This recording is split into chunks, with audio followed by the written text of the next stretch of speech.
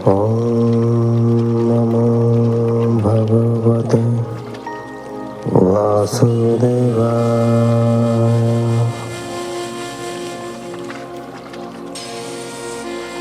ॐ नमो भगवते वासुदेवाय।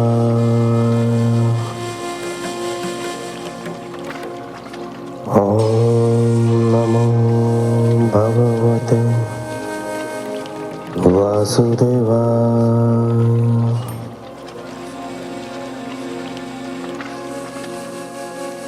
आप सुन रहे हैं हिंदू रिचुअल्स, हिंदू रीति रिवाज द्वारा प्रसारित श्रीमद् भागवत महापुराण।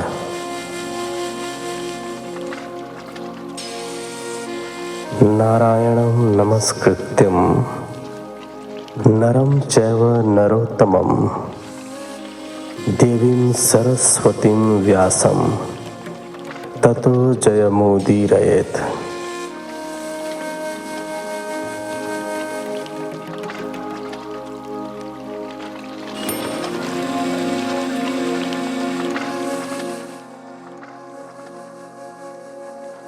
दशम स्कंध के इस एपिसोड में आप सुनेंगे 45वें अध्याय से लेकर 46वें अध्याय तक। तो चलिए कथा प्रारंभ करते हैं 45वें अध्याय से।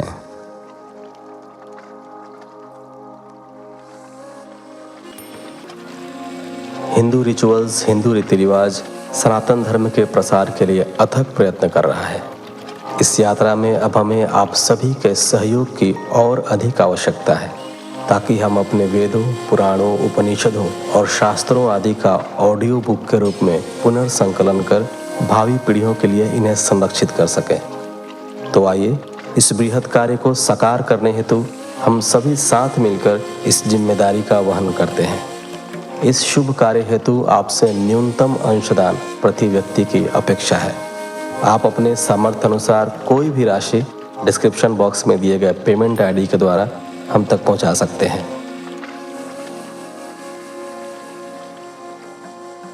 45वां अध्याय। श्री उग्रसेन जी को मथुरा का राज्य सौंपकर गुरुकुल गमन।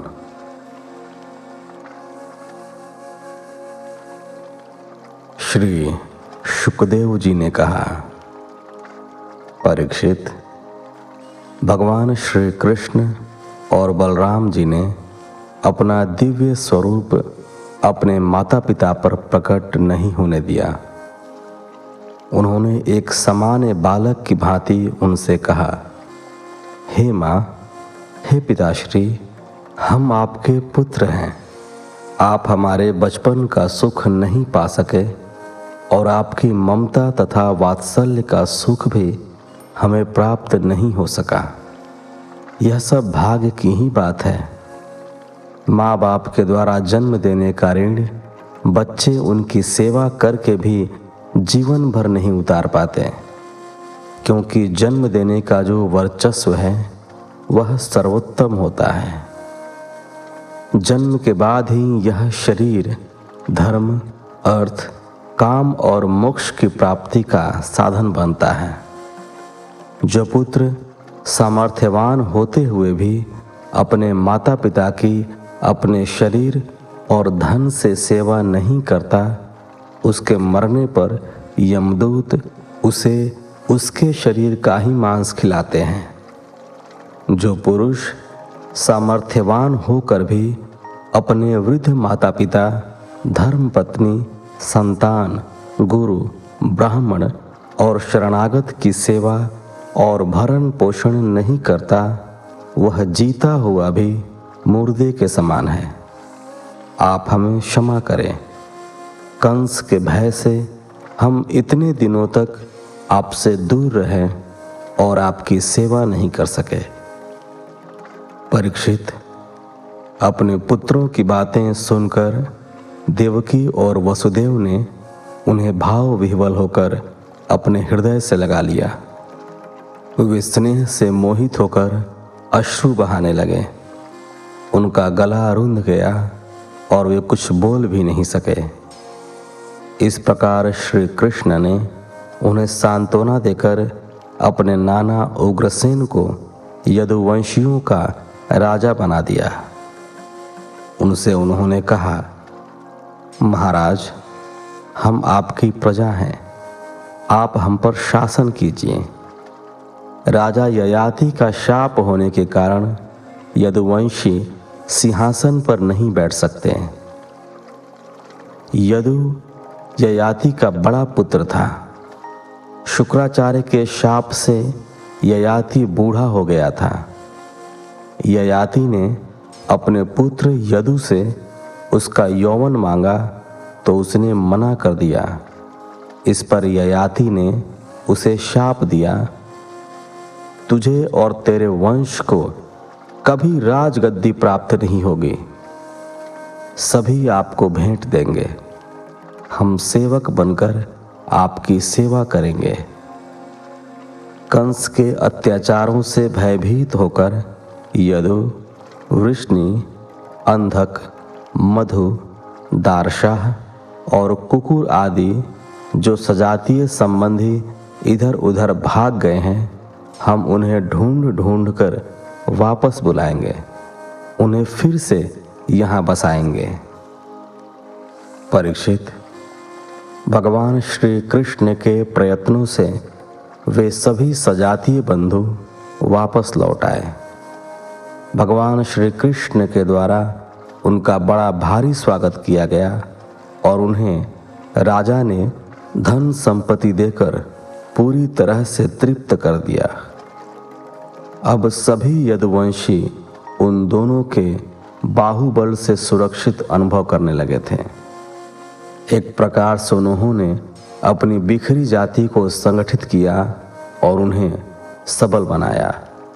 उसके बाद वे दोनों भाई नंद बाबा के पास गए। श्री कृष्ण ने उनसे कहा, पिताश्री, आपने और माँ यशोदा ने बड़े स्नेह और दुलार से हमारा लालन पालन किया है। जिन्हें उनके माता पिता ने त्याग दिया हो, उन बालकों को पालने वाले ही वास्तव में उनके माता पिता होते हैं। आज भले ही हमें अपने माता पिता मिल गए हों, किंतु वास्तव में आप ही हमारे माता पिता हैं। मैं जानता हूँ कि हमसे बिछुड़ने के कारण आपको और माता यशोदा और रोहिणी जी को बड़ा दुख होगा, किंतु अब हमें यहीं रहकर अपने आगे के कार्य संपन्न करने हैं। अतः आप अब घर लौट जाइए। यहाँ के कार्य संपन्न करके हम पुनः आपके पास भेंट करने आएंगे। श्री कृष्ण की बात सुनकर नंद बाबा और अन्य ग्वाल बालों को बड़ा दुख हुआ, परंतु श्री कृष्ण और बलराम जी ने उन्हें समझा बुझाकर घर भेज दिया। जाते समय उन्हें महाराज उग्रसेन ने अपनी ओर से बहुत से आभूषण, धन, वस्त्र और अन्न आदि उपहार के रूप में दिया। नंद बाबा ने जाते समय दोनों भाइयों का प्रेम से अधीर होकर आलिंगन किया और उन्हें समझाया कि किस प्रकार से उन्हें यहाँ रहना है और किस तरह से उन्हें समाचार देते रहना है। फिर उन्होंने वहाँ से ब्रज के लिए प्रस्थान किया। राजन, कुछ दिनों बाद ब्रज से रोहिणी और नंद बाबा के साथ यशोदा भी मथुरा आई। वसुदेव जी दोनों पुत्रों का यज्ञोपवीत संस्कार करा रहे थे, इसलिए निमंत्रण भेजकर उन्हें बुलाया गया था। देवकी ने आगे बढ़कर यशोदा और रोहिणी का स्वागत किया और उन्हें अपने हृदय से लगाया। यशोदा से आकर श्री कृष्ण और बलराम मिले तो उनकी आंखें भर आईं। यशोदा श्री कृष्ण से बोली, क्यों रे, तू इतना निष्ठुर हो गया कि अपनी मां को लेने स्वयं नहीं आया? श्री कृष्ण ने मुस्कुराकर यशोदा के अश्रु पोंछते हुए कहा, मां, यदि मैं ब्रज में आ जाता तो फिर वहां से लौटना मेरे लिए बड़ा कठिन हो जाता। इसलिए मैया, मैंने तुझे बुला लिया। एक बार तू भी तो देख ले इस मथुरापुरी को। यशोदा बोली, अच्छा, तो तू मेरे को अपना ऐश्वर्य दिखाना चाहता है? कृष्ण बोले, नहीं मैया, मैं तेरे को क्या ऐश्वर्य दिखाऊंगा? तेरे चरणों में तो पूरे ब्रह्मांड का ऐश्वर्य बिखरा पड़ा है। स्वयं लक्ष्मी तेरे चरण दबाती है। मैंने तो अपनी मैया को यह दिखाने बुलाया है कि अब यहाँ मेरे को दही माखन का भोग नहीं मिलता और अब तो पिताश्री मेरे को घोट मुंडा करा के गुरुकुल भेज रहे हैं पढ़ने लिखने के लिए। वहाँ तो सुनते हैं भिक्षा मांगकर जीविका चलानी पड़ेगी। यशोदा बोली, ठीक ही तो है, कुछ पाने के लिए तप तो करना ही पड़ता है। मैं जानती हूँ तू वहाँ रहकर कुछ तो आदमी बनेगा। ब्रज में तू कोरा गंवार ही रहा। राजन, यशोदा की बात पर वहाँ सभी मुस्कुरा पड़े। दूसरे दिन गर्गाचार्य और दूसरे ब्राह्मणों की उपस्थिति में वसुदेव जी ने विधि पूर्वक उनका यज्ञोपवीत संस्कार कराया और सारे नगर को विशाल भोज दिया। ब्राह्मणों को धन धान्य और गौओं का दान दिया। उसके बाद दोनों भाई सभी से विदा होकर काश्यप गोत्री सांदीपनी मुनि के आश्रम पर चले गए। वह आश्रम अवंतीपुर अर्थात उज्जैन में था। सांदीपनी गुरु के आश्रम में पहुंचकर दोनों भाई विधि पूर्वक रहने लगे। आश्रम में वे पूर्ण विधि विधान के साथ वहाँ के सभी नियमों का पालन करते थे। गुरु जी का आदर करना उनका धर्म था। वे पूर्ण निष्ठा के साथ उनकी सेवा करते थे और जो कुछ वे उन्हें अध्ययन कराते उसे पूर्ण मनोयोग से स्मरण करते थे। जो स्वयं ज्ञान स्वरूप थे, वे श्री कृष्ण साधारण शिष्यों की भांति गुरु से ज्ञान प्राप्त कर रहे थे। गुरुवर सांदीपनी शुद्ध भाव से की गई उनकी सेवा से बहुत प्रसन्न रहते थे। उन्होंने दोनों भाइयों को वेद उपनिषद तथा योग की पूर्ण शिक्षा प्रदान की और दर्शन शास्त्र कंठस्थ कराया।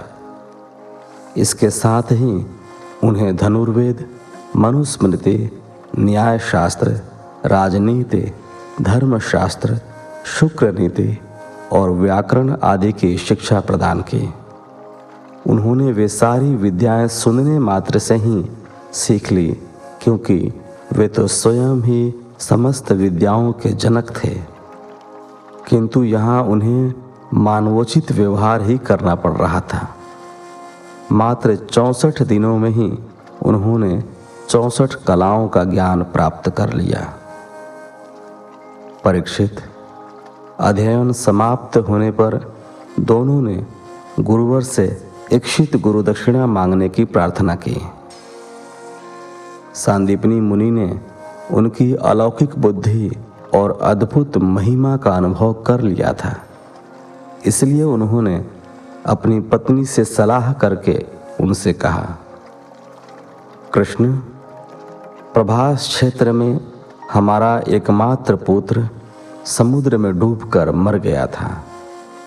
यदि तुम गुरु दक्षिणा देना चाहते हो तो उसे हमें जीवित ला दो। श्री कृष्ण ने कहा, बहुत अच्छा गुरुदेव, हम उसे लेने जाते हैं। ऐसा कहकर उन्होंने गुरु जी से जाने की आज्ञा ली और रथ पर सवार होकर प्रभास क्षेत्र में गए। वहाँ विधि पूर्वक उन्होंने समुद्र की पूजा की। पूजा से प्रसन्न होकर समुद्र स्वयं उनके सामने उपस्थित हो गया। श्री कृष्ण ने समुद्र से कहा, हे समुद्र, तुमने अपने गर्भ में हमारे गुरु पुत्र को आश्रय दिया हुआ है। हम चाहते हैं कि तुम उसे हमें ला कर दो। मनुष्य वेशधारी समुद्र ने कहा, हे देवाधिदेव श्री कृष्ण, वह बालक मेरे आश्रम में नहीं है। मेरे गर्भ में पांचजन्य नाम का एक बड़ा भारी दैत्य रहता है। वह शंख के रूप में है। उसी ने उस बालक को चुराया है। समुद्र की बात सुनकर भगवान श्री कृष्ण तत्काल जल में प्रवेश कर गए। अतल गहराई में उन्हें एक बड़ा भारी शंख दिखाई दिया। उसने कृष्ण को देखा तो वह उनकी ओर झपटा, परंतु श्री कृष्ण ने पलक झपकते ही उसे मार डाला। परंतु वह बालक उसके पेट में नहीं मिला। उन्होंने उस पांचजन्य शंख को ले लिया और उसे लेकर वे बलराम जी के साथ यमराज की संयमनी नामक पुरी में पहुंचे और शंख बजाया। यमराज ने अपने विशिष्ट पार्षदों के साथ उनका स्वागत किया और पूछा, कहिए, मैं आपकी क्या सेवा करूं? श्री कृष्ण ने कहा, यमराज, यहाँ अपने कर्म बंधन के अनुसार मेरे गुरु का पुत्र लाया गया है। तुम उसके कर्मों पर ध्यान न देकर उसे तत्काल मेरे पास ले आओ। यमराज ने गुरु पुत्र को लाकर उन्हें सौंप दिया। दोनों भाई उस बालक को लेकर गुरुदेव के आश्रम पर आए और उसे गुरुदेव को सौंप कर बोले, गुरुदेव, आपकी कोई और आज्ञा हो तो कहिए। गुरु जी ने कहा, पुत्र, तुम दोनों ने मुझे जो गुरु दक्षिणा दी है उससे बड़ी गुरु दक्षिणा और क्या हो सकती है। तुम्हें तीनों लोगों को पवित्र करने वाली कीर्ति प्राप्त होगी। उसके बाद दोनों भाई गुरु से आज्ञा लेकर मथुरा लौट आए। उन्हें देखकर मथुरावासी अत्यधिक प्रसन्न हुए। 46वां अध्याय।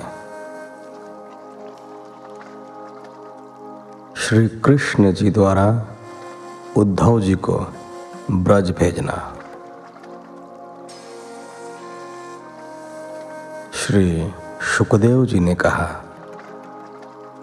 परीक्षित, उद्धव जी वृष्णि वंशियों के प्रधान पुरुष थे। वे बृहस्पति जी के शिष्य और परम बुद्धिमान थे। वे कृष्ण के प्यारे सखा और मंत्री थे। एक बार भगवान श्री कृष्ण ने उद्धव जी से कहा, प्रिय उद्धव जी, आप ब्रज में जाओ। वहाँ मेरे माता पिता नंद बाबा और यशोदा मैया हैं और मेरे विरह में दुखी गोपियां हैं। मैं चाहता हूँ कि आप जाकर उन्हें ज्ञान का उपदेश दें और उनके दुखों को दूर करें। गोपियों का मन नित्य निरंतर मुझ में ही लगा रहता है।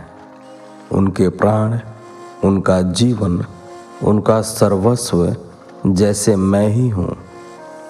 मेरे लिए उन्होंने अपने पति पुत्र आदि सभी सगे संबंधियों को छोड़ दिया।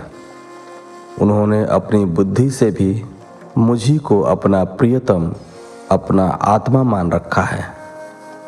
मेरा यह व्रत है कि जो लोग मेरे लिए लौकिक पारलौकिक धर्मों को छोड़कर कुछ नहीं करते, उनका भरण पोषण मैं स्वयं करता हूँ।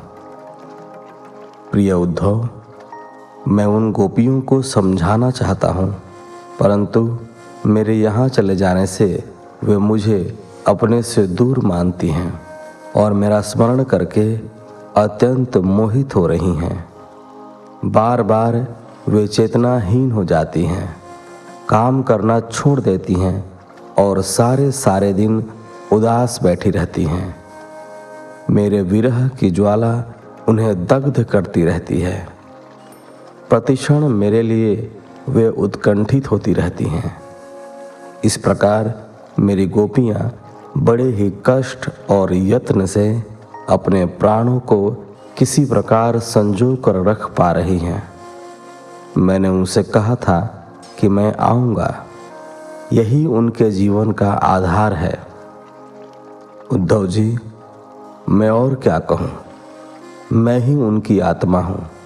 वे नित्य निरंतर मुझ में ही पूरी तरह तन्मय रहती हैं। आप उन्हें जाकर समझाएं कि वे इतनी अधिक व्याकुल न हो। मैं सदैव उनका स्मरण रखता हूँ, वे मेरी प्रिय हैं। परीक्षित, जब भगवान श्री कृष्ण ने उनसे ऐसा कहा तो उद्धव जी अपने स्वामी का संदेश लेकर रथ पर सवार हुए और ब्रज में गोपियों को श्री कृष्ण का संदेश देने और समझाने चल दिए। रथ पर सवार होकर जब वे ब्रज में पहुँचे, उस समय सूर्यास्त हो चला था। वन से गौवें लौट रही थीं। ग्वाले उदास मुख उनके पीछे पीछे चले आ रहे थे। गौओं के खुरों से उड़ी धूल ने उद्धव जी के रथ को ढक लिया था। रंभाती हुई गायों और बछड़ों की भाग दौड़ से ब्रज गूंज रहा था। गोप और गोपियां भगवान श्री कृष्ण और बलराम जी की लीलाओं का गान कर रहे थे। घरों को पुष्पों से सजाया हुआ था। पक्षी चहक रहे थे और भौरे फूलों पर गुंजार कर रहे थे। ब्रज की शोभा निराली थी। उसे देखते हुए उद्धव जी नंद बाबा के घर पहुंचे। प्रिय कृष्ण का संदेशा लेकर उनके सखा उद्धव जी ब्रज में आए हैं। यह समाचार सुनकर नंद और यशोदा दौड़े दौड़े आए और उद्धव जी का स्वागत तथा आदर सत्कार किया।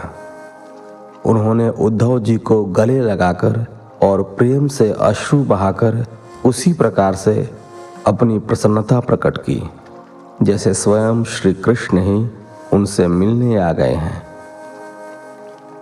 उन्होंने प्रेम पूर्वक उनके हाथ पैर धुलाए और आसन देकर उन्हें स्वादिष्ट भोजन कराया और सेवकों से उनके चरण दबवाए, पंखा झला ताकि उनकी थकान दूर हो जाए।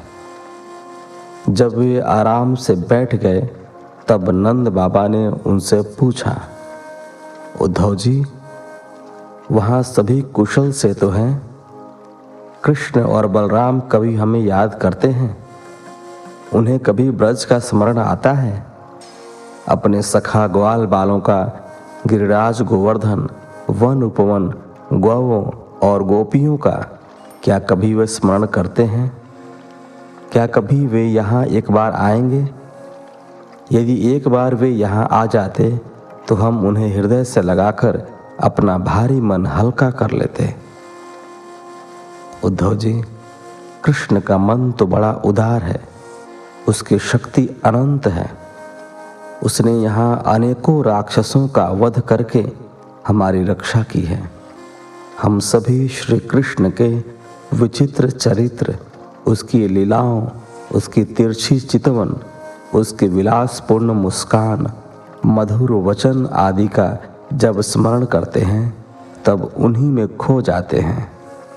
हमसे तब कोई काम काज हो ही नहीं पाता जब हम देखते हैं कि यह वह यमुना है जिसमें वे जल क्रीड़ा करते थे। यह वह गिरिराज है जिसे उन्होंने अपने एक हाथ पर उठा लिया था।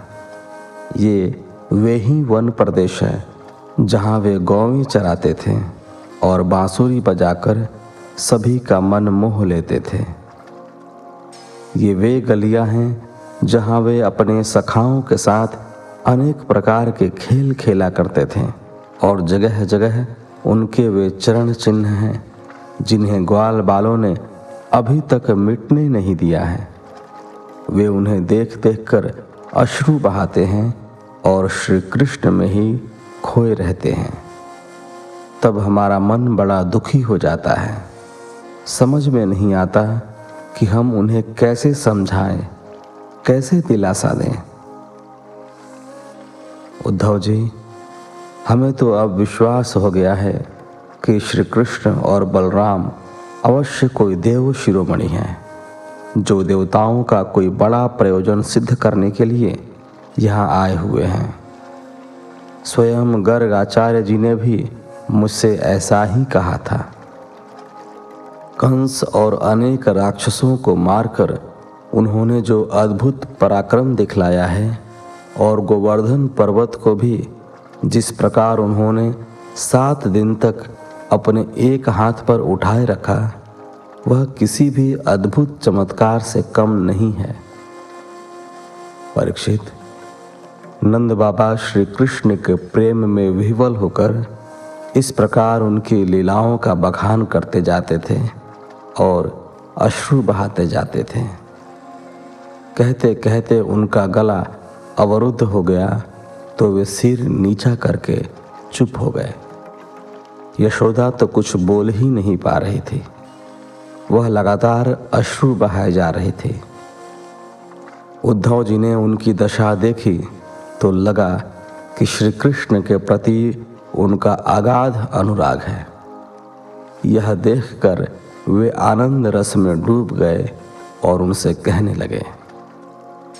उद्धव जी ने कहा, मान्यवर नंद जी, इसमें कोई संदेह नहीं है कि आप अत्यंत भाग्यवान हैं, क्योंकि चराचर जगत को बनाने वाले और संसार को ज्ञान देने वाले स्वयं नारायण हैं, जो श्री कृष्ण के रूप में अवतरित हुए हैं। उनके प्रति आपका पुत्रवत स्नेह और वात्सल्य देखकर मेरा हृदय आनंद से भर उठा है। वस्तुतः आप धन्य हैं और आपका जीवन सराहनीय है। श्री कृष्ण और बलराम जी पुराण पुरुष हैं, जो समस्त संसार के कारण हैं। भगवान श्री कृष्ण पुरुष हैं और बलराम जी प्रधान प्रकृति हैं। ये दोनों ही समस्त जीवों के शरीरों में प्रवेश करके जीवन दान देते हैं।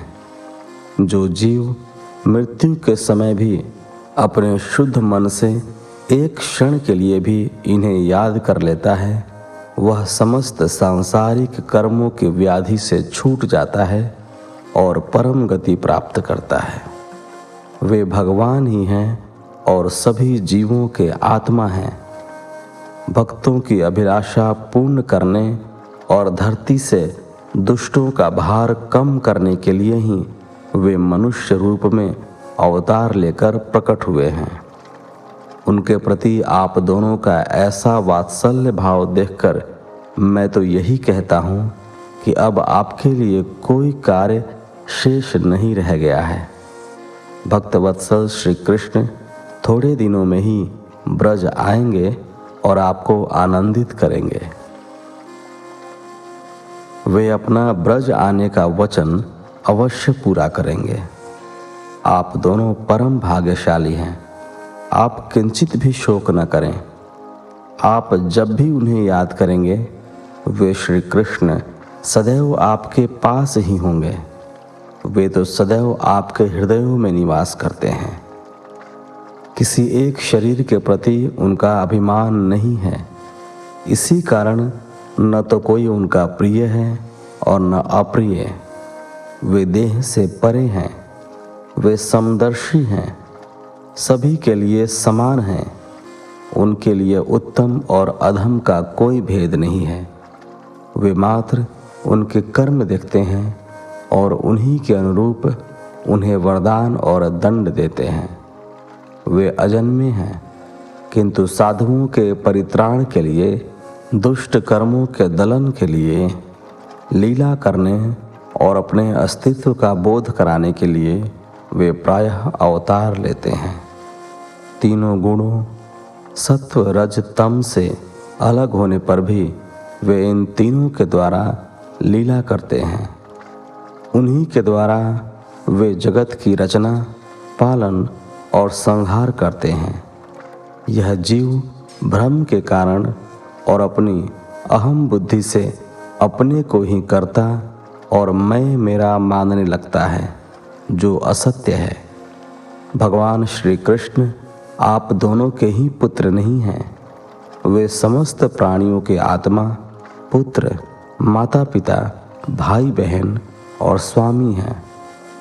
भगवान से पृथक कुछ भी नहीं है।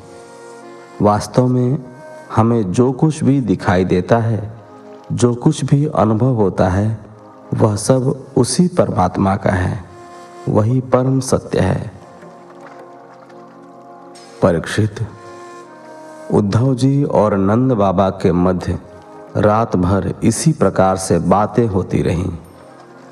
रात कब बीत गई कुछ पता ही नहीं चला। भोर होने पर गोपियाँ उठीं और भगवान श्री कृष्ण की लीलाओं के मंगल गीत गाने लगीं तो उद्धव जी का ध्यान भंग हो गया। नंद बाबा और यशोदा को भेजकर वे उठ खड़े हुए और नित्य कर्म से निवृत्त होने चले गए। उनके कानों में निरंतर भगवान श्री कृष्ण के चरित्र को लेकर गीत सुनाई देते रहे। भोर होने पर गोपियों ने नंद बाबा के द्वार पर एक सुंदर रथ देखा तो वे आपस में बातें करने लगी कि यह रथ किसका है। क्या कृष्ण और बलराम को ले जाने वाला अक्रूर तो फिर नहीं आ गया? लेकिन अब वह यहाँ से किसे ले जाएगा? क्या कंस का पिंड दान कराने के लिए वह हमें लेने आया है? अब वह क्यों आया है? जब वे इस प्रकार बातें कर रही थीं, तभी नित्य कर्म से निवृत्त होकर उद्धव जी वहां आ पहुंचे।